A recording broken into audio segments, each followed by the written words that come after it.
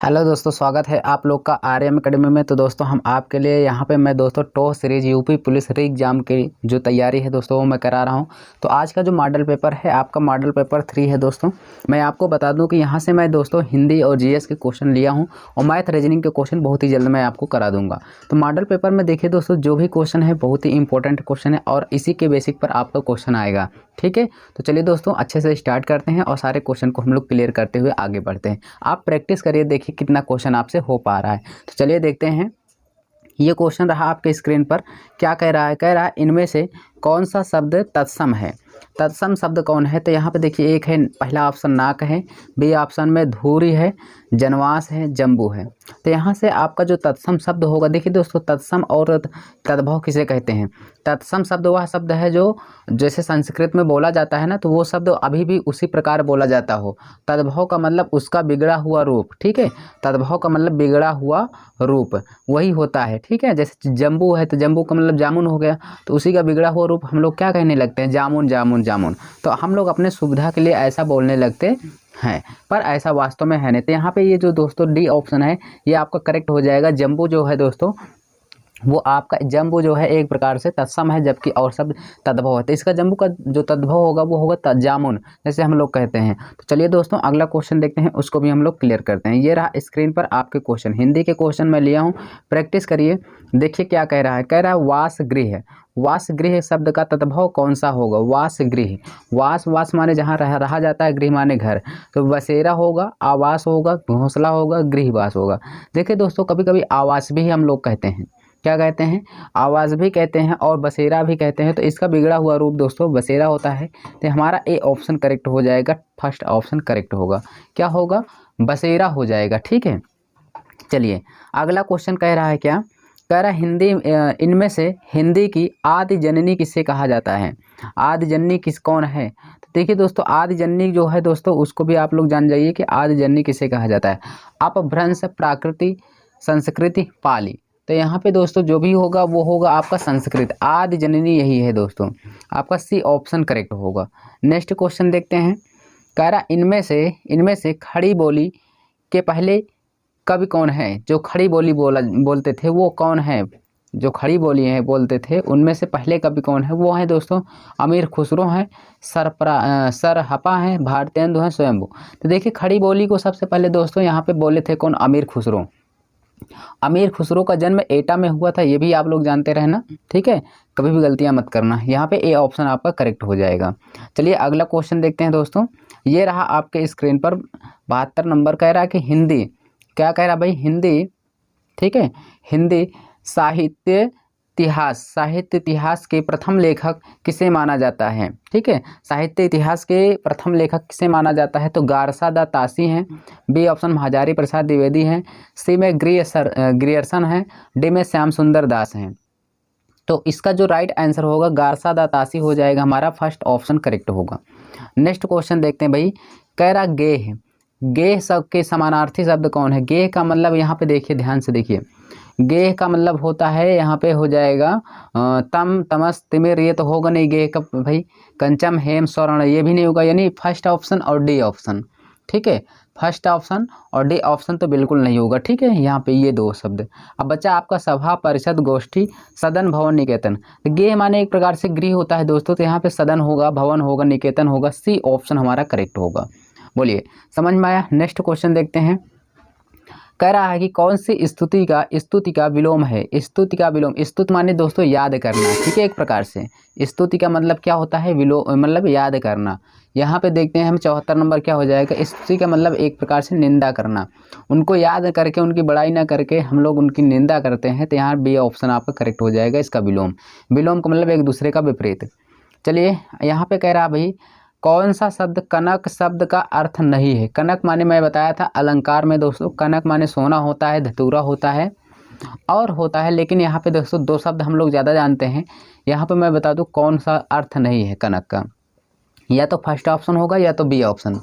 बोलिए इसमें, तो इसमें दोस्तों ये हमारा फर्स्ट ऑप्शन नहीं होगा, इसका मतलब ए ऑप्शन करेक्ट होगा।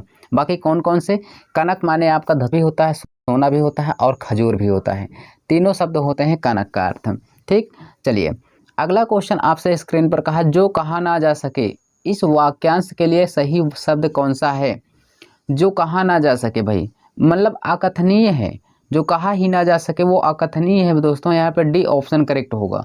कौन सा? D option. समझ में आया? नेक्स्ट क्वेश्चन देखते हैं। यहाँ पे क्या कह रहा भाई? कह रहा कि दिए गए वाक्यांश सही वाक्य चुनिए। पहला ऑप्शन है 3 नगरों का नाम बताइए। 3 नगरों का नाम बताइए, पहला है। बी ऑप्शन में 3 नगर के नाम बताइए। 3 नगरों के नाम बताइए, ठीक है। 3 नगर का नाम बताइए, 3 नगर का नाम बताइए। तो 3 नगर का नाम नहीं होता है दोस्तों, ठीक है। यहाँ पे आपका डी ऑप्शन तो गलत हो जाएगा। 3 नगर के नाम बताइए। जब एक से अधिक हो गया तो नगर नहीं कह सकते, नगरों होगा दोस्तों। यहाँ पे आपका बी ऑप्शन भी नहीं होगा। ए ऑप्शन में क्या कह रहा है? 3 नगरों का नाम बताइए। का कभी नहीं होगा क्योंकि का लग गया है दोस्तों। यहाँ पे हो जाएगा 3 नगरों के नाम, क्योंकि बहुवचन में जा रहा है, ठीक है। यहाँ पे आपका सी ऑप्शन करेक्ट होगा। अगला देखिए क्या कह रहा है भाई? कह रहा उचित शब्द का चयन कीजिए। उचित शब्द औद्योगिक, औद्योगिक होता है दोस्तों, औद्योगिक। यहाँ पे ए भी नहीं होगा, ये भी नहीं होगा, ये भी नहीं होगा। हमारा डी ऑप्शन करेक्ट होगा। औद्योगिक होता है तो 78 का डी ऑप्शन करेक्ट है। ये दोस्तों एक प्रकार से शब्द जो शुद्ध होता है उसको चुनने के लिए कहा गया है। चलिए अगला भी क्वेश्चन हम लोग देखते हैं। यहाँ पे क्या कह रहा है? वह महिला बहुत ही विद्वान है, किस प्रकार की अशुद्धि है? वह महिला बहुत विद्वान है, तो यहाँ पे कहाँ पे गलती है इसको बताना है। क्या है भाई? बहुत विद्वान है, वाक्य में किस प्रकार की अशुद्धि है? तो यहाँ पे लिंग में अशुद्धि है कि वचन में है दोस्तों, कि कारक में है, कहाँ पर है ये बताना है, ठीक है। तो जो वह महिला है भाई, वह बहुत क्या है? विद्वान है। तो महिला बहुत विद्वान है, तो यहाँ पे देखिए दोस्तों, जो यहाँ पे हो जाएगा ये लिंग में है, ठीक है। लिंग में आपका क्या हो जाएगा दोस्तों? वाक्य में त्रुटि है, अशुद्धि है। ए ऑप्शन करेक्ट होगा। चलिए यहाँ पे कह रहा है कवि, कवि का सही बहुवचन रूप बताइए। कवि का होता है दोस्तों यहाँ पे कवि वृंद होता है कि कविगण होता है? बोलिए, कविजन तो होगा नहीं ना, तो कवि वर्ग होता है। यहाँ पे कविगण होता है। कवि का बहुवचन हमेशा कविगण में चलता है, ठीक भाई। यहाँ पे आपका ए बी ऑप्शन करेक्ट होगा। चलिए नेक्स्ट क्वेश्चन देखते हैं, उसको भी हम लोग क्लियर करते हैं। कह रहा है कि राम का भाई भरत है। राम का भाई, कर्ता ने कर्म को करण से के द्वारा अपादान से, कर्ता ने कर्म को करण से के द्वारा यहाँ पे, तो यहाँ पे कह रहा है कि कौन सा कारक है? का आ गया। राम का भाई भरत है, अर्थात दोनों का मिलन हो रहा है यहाँ पे, तो अपादान के संबंध में, ठीक है। तो यहाँ पे कौन सा होगा? बोलिए सब लोग बताइए भाई, यहाँ पे कौन सा होगा? D option. देखिए मैंने बताया था आपको, जब दो चीज़ें जोड़ी जाए या संबंध बताया जाए तो वह संबंध कारक होता है, संबंध में काके की, ठीक है। चलिए अगला देखते हैं भाई। यहाँ पे क्या कह रहा है क्वेश्चन, इसको भी थोड़ा सा हम लोग देखेंगे। क्वेश्चन हमारा कह रहा है गांधी को राष्ट्रपिता कहा गया है, इस वाक्य में संज्ञा किस रूप में परिवर्तित हो रही है? तो गांधी को राष्ट्रपिता कहा गया है। तो देखिए जो संज्ञा है गांधी है और राष्ट्रपिता, इसको किस कैसे कहा गया है? जो गांधी है, देखिए दोस्तों गांधी एक प्रकार से नाम है और यहाँ पे राष्ट्रपिता कहा गया है, तो यहाँ से देखिए राष्ट्रपिता के रूप में उन्हें जाना जाता है, ठीक है। एक प्रकार से पता चल रहा है हमें। तो यहाँ पे ध्यान से देखिएगा, व्यक्तिवाचक से जातिवाचक, जातिवाचक से व्यक्तिवाचक, भाववाचक तो होगा नहीं, ये दोनों ऑप्शन तो नहीं होंगे, बचा ए और बी। तो जातिवाचक से व्यक्तिवाचक में हो जाएगा, ठीक भाई। जाति से हमें पता चल रहा है ये गांधीवाद है, ठीक है, गांधी कुल के हैं, और ये किस में बदल रहा है? व्यक्तिवाचक में। बी ऑप्शन करेक्ट होगा। अगला क्वेश्चन देखते हैं। कह रहा है यहाँ पे भाई क्वेश्चन, अग्नि का विशेषण कौन सा होगा? अग्नि का जो विशेषण होता है दोस्तों, आग्नेय होगा, आग होगा, अग्नि होगा, हुतासन होगा। तो यहाँ पे आपका सही आंसर जो होगा दोस्तों आग्नेय होगा, फर्स्ट ऑप्शन करेक्ट होगा। चलिए आगे भी देखते हैं दोस्तों, क्वेश्चन जो है उसको क्लियर करते हैं। दोस्तों चैनल पर नए हैं तो चैनल को जरूर सब्सक्राइब करिए, ठीक है। चोर उठ भागा, इस वाक्य में किस क्रिया का उदाहरण है? चोर उठ भागा संयुक्त क्रिया है, अकर्मक क्रिया है, प्रेरणार्थक क्रिया है? देखिए प्रेरणार्थक क्रिया है, पूर्वकालिक क्रिया है। चोर उठ भागा तो पूर्व में काम तो हो गया है दोस्तों, ये भी बात है। तो यहाँ पे आपका आंसर जो होगा दोस्तों सी ऑप्शन ही होगा, क्योंकि दोस्तों चोर उठ भागा कार्य जो है इसका पूर्व में हो चुका है, ठीक है। चलिए अगला क्वेश्चन, लता गा रही है, लता गा रही है, इस काल का यानी इसमें किस काल का प्रयोग हुआ? लता गा रही है, यानी गा रही है, अभी बंद नहीं हुआ है ना, तो वो पहले कर चुकी है, अभी जारी है, तो अपूर्ण वर्तमान होगा। हाँ, पूर्ण नहीं है। सामान्य भविष्यत होगा, ये बात गलत है। अपूर्ण भूत है, ये भी गलत है। सामान्य भूत तो होगा ही नहीं, अपूर्ण वर्तमान होगा। तो यहाँ पे 85 का फर्स्ट ऑप्शन करेक्ट होगा। नेक्स्ट क्वेश्चन देखते हैं। इनमें इनमें से भाववाचक का उदाहरण कौन सा है? तो आम खाया जाता है, गलत। भाववाचक से मतलब हमें एहसास हो, दिखाई न दे। मैंने पुस्तक पढ़ी जाती है, धूप में चला नहीं जाता, मैंने आम खाया। ठीक है, ये 4 ऑप्शन दिए हैं, तो इसमें से आपका सही आंसर जो होगा दोस्तों, देखिए जैसे होता है ना कि जैसे भाववाचक पता कैसे चलता है। जैसे मैंने कहा कि आज मैं बीमार हूँ, कितना बीमार हूँ, 1 किलो 2 किलो, कुछ पता चला नहीं ना, एहसास होता है हाँ यार ये बीमार है। तो वही चीज़ है, मुझसे चला नहीं जाता। अब चला नहीं जाता तो वो भाव से बता रहा है कि मुझसे चला नहीं जाता, क्या तुम नाप लोगे क्या कितना उससे नहीं चला जा रहा है?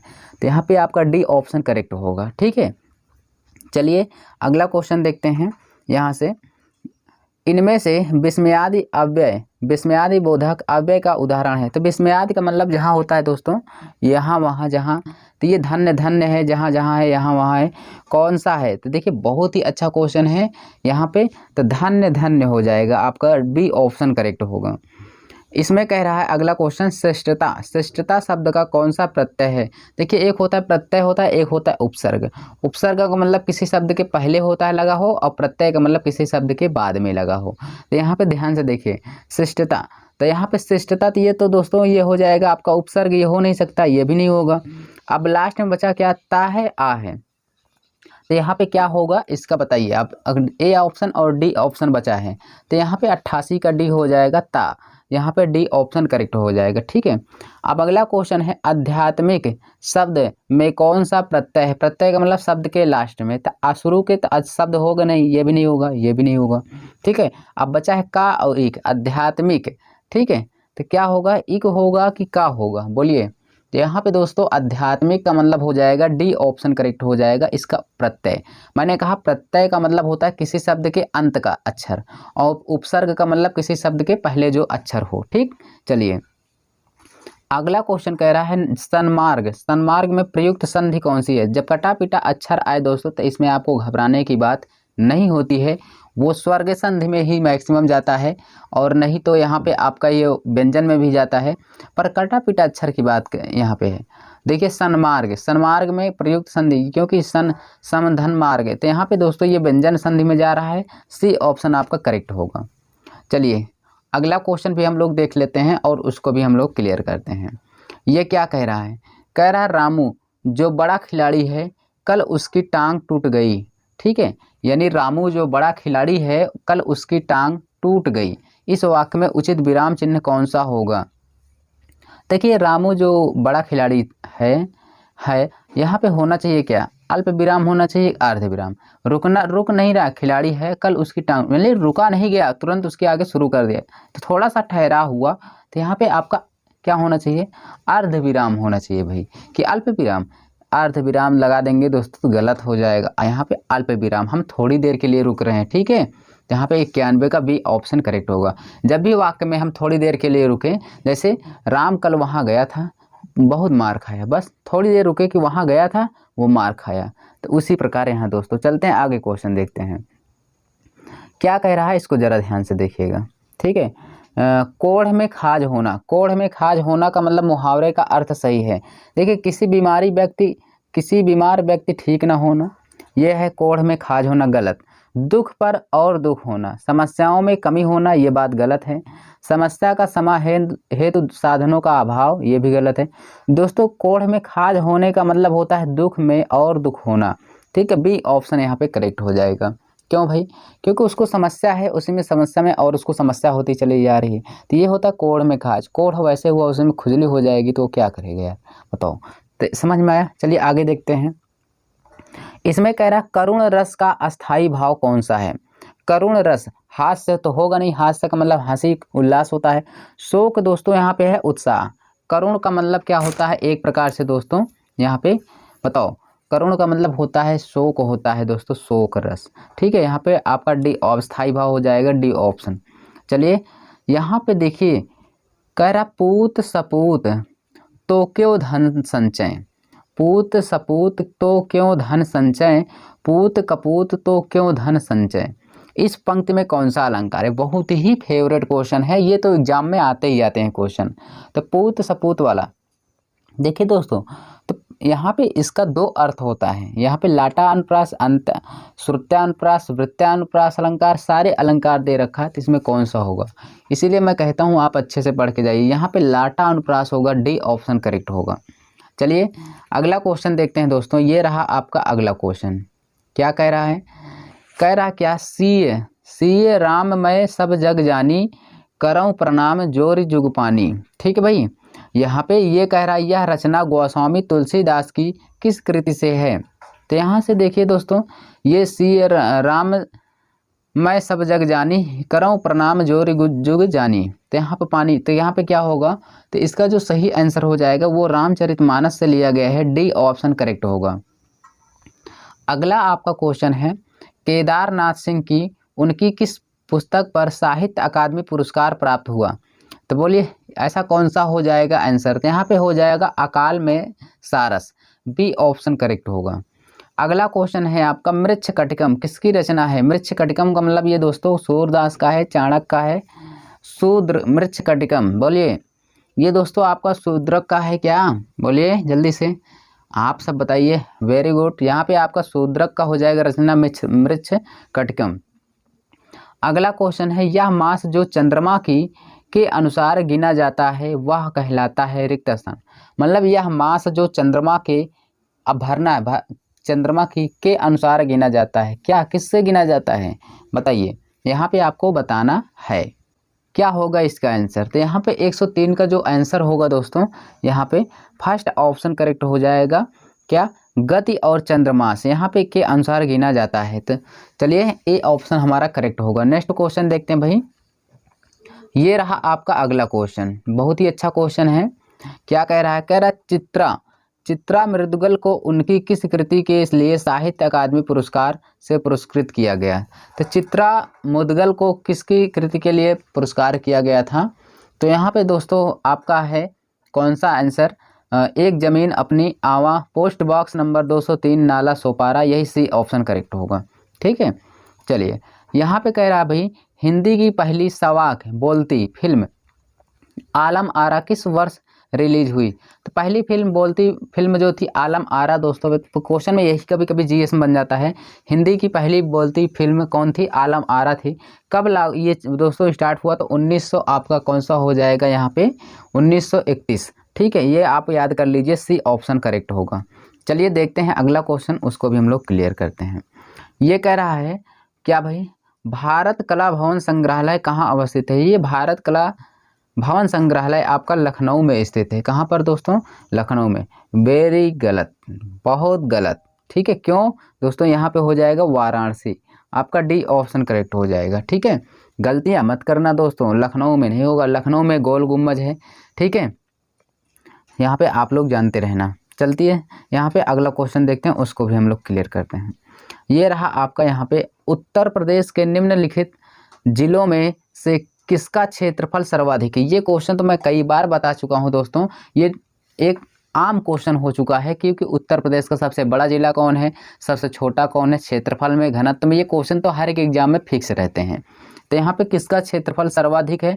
लखीमपुर खीरी है दोस्तों, कोई रोक ही नहीं सकता है। सोनभद्र है, तो यहाँ पे आंसर लखीमपुर खीरी। सबसे ज़्यादा क्षेत्रफल, जैसे अपने उत्तर यानी भारत में सबसे ज़्यादा क्षेत्रफल किसका है? तो उत्तर प्रदेश का है, उसी प्रकार लखीमपुर खीरी का है। ठीक है, चलते हैं अगला क्वेश्चन। ये रहा, कह रहा है कि उत्तर प्रदेश के किस क्षेत्र में सोयाबीन की फसल मुख्यतः उगाई जाती है? तो सोयाबीन की फसल उत्तर प्रदेश में किस भाग में ज़्यादा उगाई जाती है? तो सोयाबीन का जो फसल होता है दोस्तों, ये बुंदेलखंड क्षेत्र में ज़्यादा उगाई जाती है, डी ऑप्शन करेक्ट होगा। कह रहा कार्तिक, कार्तिक एक लोक नृत्य है, ये कैसी लोक नृत्य है इसको आपको बताना है। तो ये बुंदेलखंड का लोक नृत्य है कार्तिक। ठीक है, चलिए अगला क्वेश्चन कह रहा है, भारत के ब्रिटिश शासनकाल में उत्तर प्रदेश के निम्नलिखित में से किस स्थान पर रंग थिएटर के रूप में जाना जाता है? रंग थिएटर के रूप में दोस्तों काशी हिंदू विश्वविद्यालय वाराणसी है, और प्रयागराज स्थित उच्च न्यायालय है, लखनऊ का छतर मंजिल है, JPO लखनऊ। यहाँ पर डी ऑप्शन करेक्ट होगा। ठीक भाई, 110 का डी ऑप्शन करेक्ट होगा। चलिए ये देखिए दोस्तों, उत्तर प्रदेश में दिया सलाई उद्योग का प्रमुख केंद्र है। दिया सलाई का मतलब माचिस उद्योग का प्रमुख केंद्र है।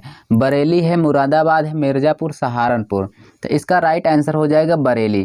तो बरेली में दोस्तों दिया सलाई का उद्योग प्रमुख है। ठीक है, ए ऑप्शन करेक्ट होगा। अगला क्वेश्चन है, हाल ही में किस देश में विनाशकारी भूस्खलन के बाद भारत द्वारा उस देश का $1 मिलियन की सहायता प्रदान की है। तो $1 मिलियन यानी भूस्खलन में कोई भी देश होगा तो उसमें भूस्खलन होगा विनाशकारी, तो उसको $1 मिलियन की सहायता प्रदान की है। ऐसा कौन सा हो जाएगा? Papua New Guinea. ये दोस्तों ये आपका ऑस्ट्रेलिया में पड़ेगा। कहाँ पे? ऑस्ट्रेलिया में। पापुआ न्यू गिनी की खाड़ी ऑस्ट्रेलिया में पड़ता है। ऑस्ट्रेलिया की राजधानी कैनबरी है। ठीक है भाई, ऑस्ट्रेलिया याद कर लीजिए, ऑस्ट्रेलिया की राजधानी कैनबरी है।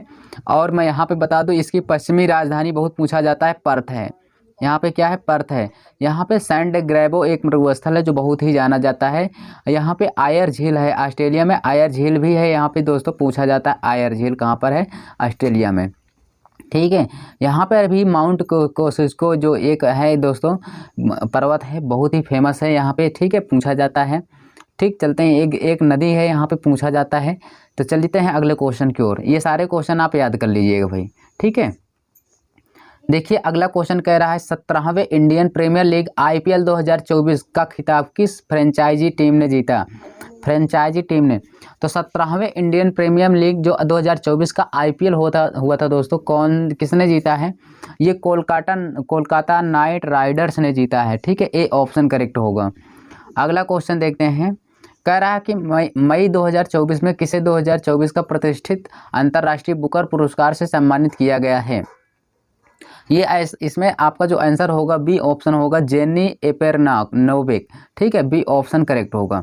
चलते हैं अगले क्वेश्चन पे। ये रहा दोस्तों आपका अगला क्वेश्चन, क्या है? लोकसभा चुनाव 2024। लोकसभा चुनाव 2024 हुआ, किस लोकसभा निर्वाचन क्षेत्र में नोटा पर 2 लाख से अधिक वोट पड़े? नोटा का मतलब होता है दोस्तों मैं किसी को वोट नहीं दूंगा। ठीक है, इसका मतलब यही होता है। उसमें सबसे नीचे बटन एक रहती है जिसको कहते हैं नोटा। आप उस पर दाब देंगे, जब बटन को क्लिक करेंगे तो इसका मतलब ये होता है कि आपने किसी को वोट नहीं दिया है। जितने भी प्रत्याशी खड़े हैं आपके लायक कोई भी नहीं है, ये होता है इसका अर्थ नोटा का। ठीक है, तो यहाँ पे किसमें ऐसा है कि 2 लाख से अधिक लोगों ने ऐसा किया कि मुझे ये प्रत्याशी कोई अच्छा नहीं है।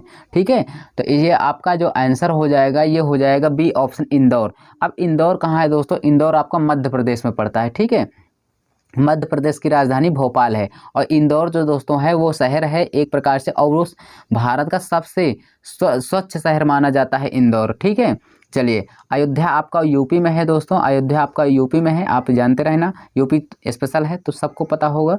चलते हैं अगला क्वेश्चन। ये क्या कह रहा है? जून 2024 मोबाइल ऐप सारथी 2.0 किसने लॉन्च किया था? मोबाइल ऐप सारथी 2.0 किसने लॉन्च किया था? वित्त मंत्रालय, भारतीय स्टेट बैंक, भारतीय प्रतिभूति और विनिमय बोर्ड, नीति आयोग। तो ये ऐसा कौन सा आंसर हो जाएगा? तो यहाँ पे आपका भारतीय यानी भारतीय प्रतिभूति और विनिमय बोर्ड हो जाएगा, सी ऑप्शन करेक्ट। अगला क्वेश्चन है, मई 2024 में आए चक्रवात रेमल को किस देश द्वारा नामित किया गया? तो भारत 2024 मई 2024 में जो आए थे चक्रवात, उसे रेमल को किस देश के नाम पर किया गया नामित? तो आप बताएंगे। तो यहाँ पे रेमल जो होगा दोस्तों ये ओमान है। तो यहाँ पे ओमान, डी ऑप्शन करेक्ट हो जाएगा। बांग्लादेश दोस्तों, बांग्लादेश की राजधानी ढाका है। मुद्रा क्या है दोस्तों? टका है। ठीक है, ये चीज़ आप लोग जानते रहना, क्या है? ढाका और टका। ठीक, यहाँ पे सब चीज़ क्लियर। बांग्लादेश यहाँ पे दोस्तों है, और यहाँ पे इराक है। इराक की राजधानी बगदाद होती है। इराक की राजधानी बगदाद। ईरान की क्या होती है दोस्तों? कमेंट बॉक्स में हमें कमेंट करके बताइए ईरान की राजधानी क्या होती है। चलते हैं अगले क्वेश्चन पे। ये रहा दोस्तों, कह रहा है क्या निम्न में से कौन सी धातु मनुष्य द्वारा सबसे पहले उपयोग में लाई गई थी? मनुष्य द्वारा कौन सी धातु सबसे पहले उपयोग में लाई गई थी? ना हीरा था दोस्तों, ना लोहा था, ना चांदी, सबसे पहले था तांबा। ठीक है, तांबा को हम लोगों ने सबसे पहले अपनाया था, तांबा ही हमें पहले सबसे मिला था। सी ऑप्शन करेक्ट हो जाएगा। चलिए अगला क्वेश्चन देखते हैं। निम्नलिखित में से कौन सी फाइलेरिया रोग के लिए रोगवाहक वेक्टर के रूप में जाना जाता है? तो फाइलेरिया जो रोग होता है दोस्तों, एक होता है मलेरिया, एक होता है फाइलेरिया। तो चूहा के काटने से कोई फाइलेरिया वालेरिया नहीं होता है, ठीक है ना। तो दोस्तों बिल्ली के काटने से होता है।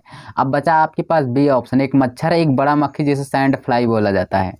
तो इन दोनों में से कौन बताएगा भाई? तो यहाँ पे देखिए बड़ा मक्खी सैंड फ्लाई नहीं होता है, यहाँ पे आपका हो जाएगा बी ऑप्शन। जो मलेरिया और फाइलेरिया रोग होता है ये दोस्तों मच्छर के काटने से होता है, बी ऑप्शन करेक्ट होगा।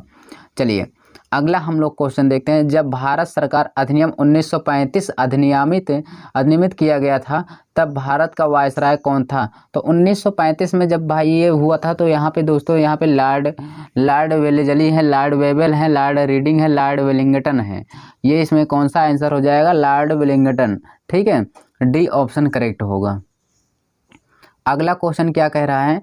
किस वर्ष में भारत सरकार अधिनियम 1935 के प्रावधान के अनुसार भारत का संघीय न्यायालय स्थापित किया? तो 1972 में दोस्तों भारत का संघीय न्यायालय जो है दोस्तों 1935 में ही आ गया था, पर यहाँ पे दोस्तों इसको लागू किया गया था, स्थापित किया गया था 1937 में, ठीक है। डी ऑप्शन आपका करेक्ट हो जाएगा, 121 का डी ऑप्शन। चलिए ये देखिए दोस्तों, पुरानी मुद्रा को समाप्त करके उसके स्थान पर नई मुद्रा जारी करने की कार्यवाही कौन करता है? तो इसे ही हम दोस्तों अवमूल्यन कहते हैं, या एक प्रकार से विमुद्रीकरण कहा भी जाता है। तो देखिए इन दोनों में देखिए यहाँ पे आपका आ गया, यहाँ पे डी ऑप्शन करेक्ट हो जाएगा, विमुद्रीकरण। मतलब जैसे यहाँ पे 500 की नोटें जो चल रही है ना दोस्तों, इसको बदल करके, इसको बंद करके फिर नई नोट लाएं, इसी को हम विमुद्रीकरण कहते हैं, ठीक है, अच्छे शब्दों में। चलिए आगे देखते हैं क्या है, कह रहा अंतर्राष्ट्रीय पुनर्निर्माण एवं विकास बैंक को सार्वजनिक रूप से के नाम से जाना जाता है? अंतर्राष्ट्रीय पुनर्निर्माण एवं विकास बैंक को सार्वजनिक रूप से किसे जाना जाता है? तो यहाँ पे जो इसका आंसर हो जाएगा विश्व बैंक, सी ऑप्शन करेक्ट होगा। चलिए अगला क्वेश्चन देखते हैं। राजस्थान के पारंपरिक स्ट्रिंग पपेट को के रूप में जाना जाता है? स्ट्रिंग पपेट को किस रूप में जाना जाता होगा यार, बताइए। यहाँ पे आपका बोमल्लटम है, गोएम्बटे है, यहाँ पे कठपुतली है, रावण छाया है। तो यहाँ पे 124 का सी हो जाएगा, कठपुतली हो जाएगा, सी ऑप्शन करेक्ट होगा। नेक्स्ट क्वेश्चन देखते हैं। ये रहा आपका क्वेश्चन, कह रहा निम्नलिखित में से कौन सी योजना एक निर्यात प्रोत्साहन योजना है जिसकी परिकल्पना निरंतर आधार पर भारत के निर्यात को बढ़ावा देता है, उत्प्रेरक के रूप में कार्य करने के लिए की गई है? बोलिए ऐसा कौन सा ऑप्शन होगा? यहाँ पे मैं सारे ऑप्शन आपके सामने रख दिया हूँ। भारतीय निर्यात संगठन योजना, चमड़ा निर्यात योजना, परियोजना निर्यात प्रोत्साहन योजना, बाजार पहुँच पहल, MAI योजना। बताइए इन सभी में कौन सा आंसर हो जाएगा? तो इसका आंसर जो होगा बाजार पहुँच पहल होगा, ठीक है। चलिए अगला क्वेश्चन है, भारत के जनसंख्या इतिहास में किस अवधि को स्थिर अवस्था कहा जाता है? तो 1900 दोस्तों ये स्थिर अवस्था कहा जाता है कब? मतलब ज़्यादा वृद्धि नहीं हुआ था। बोलिए तो यहाँ पे जो इसका आंसर हो जाएगा वो हो जाएगा 1901 से 1921, ये स्थिर अवस्था है, ज़्यादा बढ़ा नहीं था, ठीक है। चलिए अगला क्वेश्चन देखते हैं दोस्तों, ये करंट अफेयर है। भारत ने 2030 तक ओजोन परत को हानि पहुँचाने वाली एक ग्रीन हाउस गैस का उपयोग को समाप्त करने की योजना बनाई है, उस गैस का नाम है। तो उस गैस का नाम जो दोस्तों है वो है आपका क्या है? क्लोरोफ्लोरोकार्बन, ठीक है। क्लोरोफ्लोरोकार्बन होगा कि नहीं होगा? नहीं दोस्तों ये नहीं है, क्योंकि ये करंट है, बहुत सावधानी, क्योंकि दोस्तों ओजोन पर जैसे ही नाम लिया जाता है बच्चे मैक्सिमम क्लोरोफ्लोरोकार्बन पर टिक लगाते हैं। यहाँ पे आपका आंसर हो जाएगा बी ऑप्शन, हाइड्रोक्लोरोकार्बन, ठीक है। यहाँ पे बी ऑप्शन आपका करेक्ट होगा, आप इसको याद कर लीजिएगा, ठीक। चलिए अगला क्वेश्चन देखते हैं। यहाँ पे कह रहा सिंधु जल संधि भारत को और नदियों के जल का उपयोग करने की अनुमति देता है। तो यहाँ पे इसका जो सही आंसर हो जाएगा रावी, ब्यास, सतलज। ये 3 नदियाँ ऐसी हैं दोस्तों जो सिंधु भारत को क्या कौन कौन से जल देती हैं? रावी, ब्यास और सतलज नदियाँ के जल का उपयोग करने की अनुमति देता है। ये याद कर लेना, बहुत ही है, ठीक है ना। तो यहाँ पे चलते हैं अगला क्वेश्चन। किस शहर को भारत का इलेक्ट्रॉनिक राजधानी के रूप में जाना जाता है? भारत को इलेक्ट्रॉनिक के रूप में जाना जाता है। नोएडा होगा नहीं, हैदराबाद होगा नहीं, बेंगलुरु है। 129 का बी ऑप्शन हो जाएगा, बेंगलुरु, ठीक है। चलते हैं अगले क्वेश्चन की ओर। ये है आपका क्वेश्चन, निम्न में से यहाँ पे 130 नंबर कह रहा है, निम्न में से कौन सा गर्म धारा है? गर्म धारा है तो यहाँ पे देखिए, तो यहाँ पे जो ब्राज़ील धारा है दोस्तों, ब्राज़ील धारा ये कैसी धारा है आप हमें बताइएगा। ठीक है, तो ब्राज़ील धारा दोस्तों गर्म धारा है। और ठंडी धारा क्या है दोस्तों? यहाँ पे फॉकलैंड है, लैब्राडोर है, कनारी धारा, ये सब ठंडी धारा है। सी ऑप्शन आपका करेक्ट होगा। अगला क्वेश्चन यहाँ पे कह रहा है, किस देश को साम्राज्यों का कब्रिस्तान भी कहा जाता है? साम्राज्यों का कब्रिस्तान 131 का कौन सा डी ऑप्शन हो जाएगा? C option. कब्रिस्तानों का साम्राज्य कहा जाता है, यानी साम्राज्यों का कब्रिस्तान सी ऑप्शन, अफगानिस्तान। ठीक है, चलिए यहाँ पे अगला क्वेश्चन है, सेरिमा शास्त्री समझौता पर कब हस्ताक्षर किया गया था? ये भी अच्छा क्वेश्चन है, बहुत ही अच्छा क्वेश्चन है, 1964 में दोस्तों। ठीक है, विनय पत्रिका के लेखक का नाम बताइए। विनय पत्रिका के लेखक, बहुत ही अच्छा क्वेश्चन, कई बार आ चुका है। तुलसीदास। विनय पत्रिका के लेखक कौन है? तुलसीदास हैं। यहाँ पे अगला क्वेश्चन है, वानिकी अनुसंधान के क्षेत्र में भारत का सबसे बड़ा सरकारी संगठन कौन है? वानिकी अनुसंधान के आधार पर। ठीक है, तो यहाँ पे आपको बताना होगा, इसका राइट आंसर हो जाएगा फर्स्ट ऑप्शन करेक्ट होगा, भारतीय वानिकी अनुसंधान एवं शिक्षा परिषद। चलते हैं अगला क्वेश्चन, इसको भी हम लोग क्लियर करते हैं। क्या कह रहा है? 1901 में बंगाल में शांति निकेतन नामक स्कूल की स्थापना की गई थी। तो बंगाल में दोस्तों शांति निकेतन की स्थापना रविंद्रनाथ टैगोर ने की थी। बी ऑप्शन करेक्ट होना चाहिए। ठीक है, यहाँ पे तहसीलदार के पास की शक्ति होती है? तहसीलदार के पास कौन कौन सी शक्ति होती है? यहाँ पे ABC 3 दिया है, उसके बाद यहाँ पे ऑप्शन बना के दिया है कौन सा होगा। ठीक है, तो चलिए यहाँ पे देखिए, संबंधित गांव के अंडगल पहानी प्रविष्टियों के सत्यापित करना और जांचना, स्थानीय तौर पर जानकारी हासिल करना कि क्या फसलें अंडगल पहानी के अनुसार उगाई गई है, अनधिकृत अतिक्रमण, गैर सरकारी जल के अन्य उपयोग का सभी मामलों का निरीक्षण करना, ये दोस्तों सभी है। ठीक है, डी ऑप्शन करेक्ट हो जाएगा, अर्थात यहाँ पे आपका तीनों ऑप्शन क्या होंगे? करेक्ट हो जाएंगे। ठीक है, यहाँ पे आपका 136 का जो होगा डी ऑप्शन करेक्ट होगा, तीनों सही है। चलते हैं अगला क्वेश्चन, 137 नंबर कह रहा, जमीन पर कब्जा करने के सरकार के इरादे के बारे में सुविधाजनक स्थानों पर सार्वजनिक नोटिस प्रकाशित करेगा। इसका सही आंसर क्या होगा? तो जिला कलेक्टर, ये डी ऑप्शन करेक्ट हो जाएगा। ठीक भाई, चलते हैं अगला क्वेश्चन देखते हैं। कह रहा है, एक सुविधा जहां से किसी भी व्यक्ति द्वारा व्यापार के सामान्य क्रम में जनता के सदस्यों को इंटरनेट की पहुंच की पेशकश की जाती है, जो सूचना प्रौद्योगिकी अधिनियम 2000 के तहत के रूप में परिभाषित किया गया था। इसका आंसर हो जाएगा एक साइबर कैफ़े है। ठीक है, बी ऑप्शन। ये क्वेश्चन कई बार आ चुका है। चलते हैं अगला क्वेश्चन, ये क्या कह रहा है? कह रहा है, सॉफ्टवेयर के प्रसंग में एक त्रुटि है जो अवांछित नतीजे पैदा करती है। ये सारी त्रुटियां सामान्यतः व्यक्तियों द्वारा की गई है गलतियों हैं और प्रायः प्रोग्राम के स्रोत में कोड करती हैं। ऐसा कौन सा ऑप्शन हो जाएगा? ये हो जाएगा बग। बग का मतलब दोस्तों जो गलतियां होती हैं वही। ठीक, डी ऑप्शन करेक्ट होगा। अगला क्वेश्चन क्या कह रहा है? प्रस्तावना के अनुसार भारतीय संविधान अपना अधिकार किससे प्राप्त करता है? तो प्रस्तावना जो दोस्तों होता है ये किससे? भारतीय संविधान से, बोलिए, कि ब्रिटिश संविधान से? इतना ही बता दीजिए बस, करेक्ट हो जाएगा। तो भारत की जनता से होगा दोस्तों, फर्स्ट ऑप्शन करेक्ट होगा। अगला क्वेश्चन है, भारतीय संविधान में 10 मौलिक कर्तव्यों को निम्नलिखित में से किस वर्ष जोड़ा गया था? तो 1976 में जोड़ा गया था भारत के मौलिक कर्तव्यों को। ठीक है, 1976 में। तो यहाँ पे 141 का कौन सा हो जाएगा? बी ऑप्शन करेक्ट होगा। अगला क्वेश्चन हम लोग देखते हैं दोस्तों, यह है, भारत और बांग्लादेश के बीच भूमि सीमा समझौता LBA पर हस्ताक्षर होने के बाद बांग्लादेश के साथ कुछ विशेष अंतः क्षेत्रों की अदला बदली करने तथा अंतः क्षेत्रों को निवासियों की नागरिकता देने के लिए संविधान की किस अनुसूची में संशोधन की आवश्यकता है? तो ऐसा, ये बहुत ही आसान है दोस्तों, पहली अनुसूची हो जाएगा, फर्स्ट ऑप्शन करेक्ट होगा। ठीक है, तो दोस्तों यह जितने भी क्वेश्चन कराएं ये आपके यूपी पुलिस से यहाँ पे मॉडल पेपर 3 था टो सीरीज का। तो दोस्तों अगले सीरीज को पाने के लिए दोस्तों चैनल RM अकेडमी को